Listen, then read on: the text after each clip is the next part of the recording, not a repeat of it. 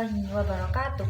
Halo teman-teman semua, saya Sofiatur Rahma dari program studi bimbingan konseling Islam semester 3 Universitas Islam Syarifuddin Lumajang. Saya akan memenuhi tugas UAS mata kuliah logika, yaitu kerancuan berpikir oversimplifikasi. Yang pertama, dicto simplicator. Dicto simplicator berarti terlalu menganggap sesuatu itu mudah, sederhana, dan tak perlu dipikirkan matang-matang. Contohnya, semua orang di desa pasti hidup sederhana dan tidak butuh teknologi canggih.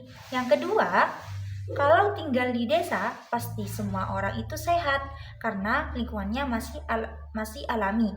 Yang ketiga, semua anak zaman sekarang pasti tidak bisa lepas dari ponsel.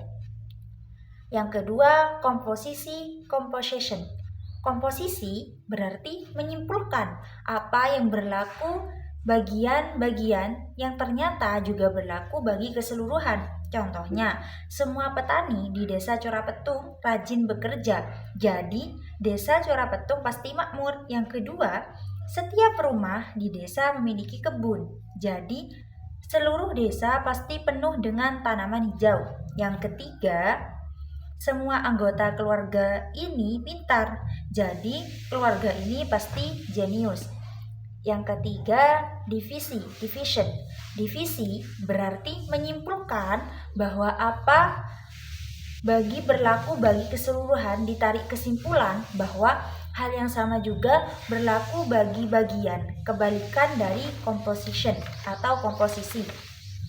Contohnya ada 3. Yang pertama, di desa terkenal sebagai penghasil sayur organik. Jadi, semua petani di sini pasti menanam sayur organik. Yang kedua, desa ini terkenal bersih. Jadi, semua rumah pasti bebas dari sampah. Yang ketiga, buku ini tebal. Jadi, setiap babnya pasti panjang. Yang keempat, kerancuan hitam putih, black and white fallacy.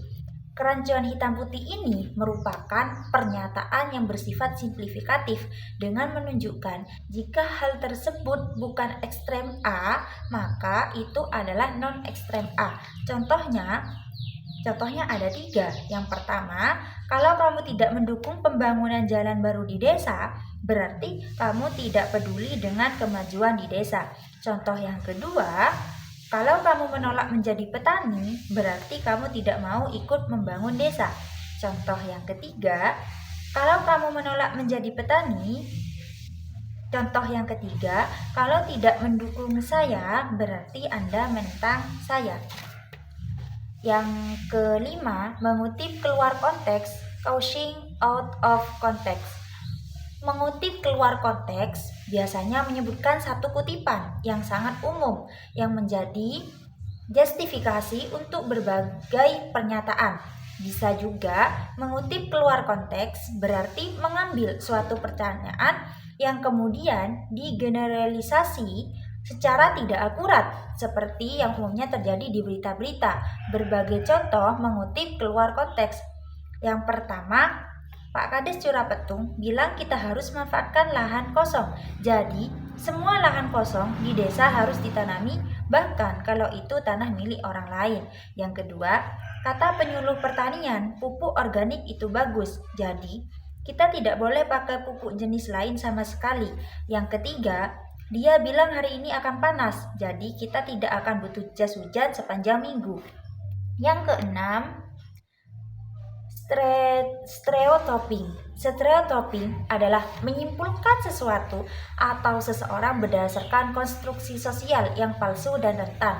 Contohnya ada 3. Yang pertama, kalau anak muda di desa pasti kerjanya cuma main game dan malas membantu orang tua di sawah. Yang kedua, orang desa pasti tidak paham teknologi modern seperti internet atau smartphone. Yang ketiga, anak IT pasti kutu buku dan tidak suka olahraga. Itulah tugas kuliah logika yang saya sudah paparkan tadi. Terima kasih apabila ada salah kata dari depan sampai akhir. Mohon maaf sebesar-besarnya. Wallahul muwaffiq ila aqwamit thoriq. Wassalamualaikum warahmatullahi wabarakatuh.